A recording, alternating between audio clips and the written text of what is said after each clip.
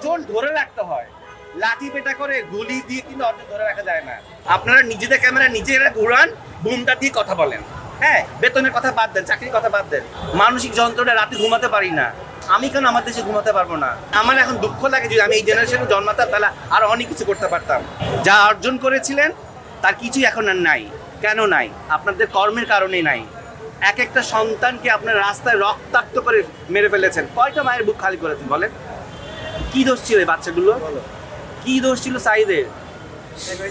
মুগ্ধর কি দোষ ছিল? ও পানি খাওয়াচ্ছিল, কি দোষ ছিল ওর বলেন? আমি তো কতজনের নাম, আমার এইটুক ব্রেনে সম্ভব না এতজনের নাম মনে রাখা। এইটা শেষ কোথায়? আর মায়া কান্না, আমরা যে সেক্টরে কাজ করি, আমরা ক্যামেরার সামনে কাজ করি, কোনটা সত্যিকারের কান্না? আমরা মিথ্যাকে সত্যি বলেই অ্যাক্টিং করি, রাইট? আমরা বুঝি কোনটা অ্যাক্টিং, জনগণ এখন বুঝে। এই জেনারেশনকে অনেক গালিগালাজ করেছেন না, এরা কিছুই পারে না, এরা মাদকাসক্ত, এরা সারাদিন অনলাইনে থাকে, কি দেখিয়ে দিয়েছে। তো লজ্জা লাগা উচিত। আমার এখন দুঃখ লাগে যদি আমি এই জেনারেশনে জন্মাতাম, তাহলে আরো অনেক কিছু করতে পারতাম। কিন্তু আমি এই জেনারেশনে অনেক আগে জন্মিয়েছি, কিন্তু সেই দুঃখটাও আমার লাগে যে তাহলে আমি ওদের সাথে নিজেকে একাত্মতাবাদ করতে পারতাম। 15 দিন ঘরে বসেছিলাম, বলবো কি বলবো না। মানসিক যন্ত্রণা, রাতে ঘুমাতে পারি না। আমি কেন আমার দেশে ঘুমাতে পারবো না?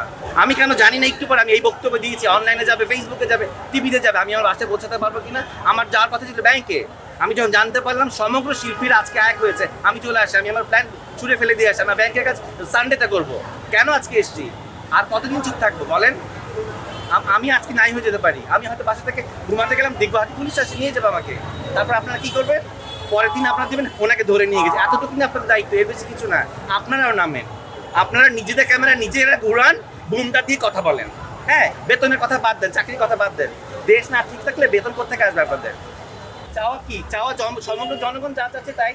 এই রক্তাক্ত বন্ধ হোক, ধরপাকড় বন্ধ হোক, এবং নির্লজ্জভাবে এইরকমভাবে জাতির কাছে মিথ্যাচার বন্ধ হোক।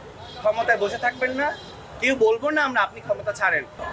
অর্জন ধরে রাখতে হয়, লাঠি পেটা করে গুলি দিয়ে কিন্তু অর্জন ধরে রাখা যায় না। তো ধরে রাখতে রাখেন না, এই কথাগুলোই দেশে থাকবে। এখন আর বই পুস্তকের যুগ না, ছিঁড়ে ফেললে পোকা খেয়ে ফেললো, চার পোকা খেয়ে ফেললো। এখন ইন্টারনেটের যুগ এলো, সারা জীবন থেকে যাবে। রিমাইন্ডার যেমন আসে না প্রতি বছরে ফেসবুকে, এগুলোও আসবে। ইন্টারনেট ডিলিট করা যায় না, ইতিহাস বিকৃত করা যায় বই পুস্তকের। এই ডিজিটাল জিনিস কিন্তু বিকৃত করা যাবে না। কতদিন করেন আমরাও দেখব। সংবাদ, ফিচার ও অনুষ্ঠানের জন্য ভিজিট করুন সংবাদ প্রকাশের ওয়েবসাইট এবং যুক্ত থাকুন ফেসবুক পেজ ও ইউটিউব চ্যানেলের সঙ্গে।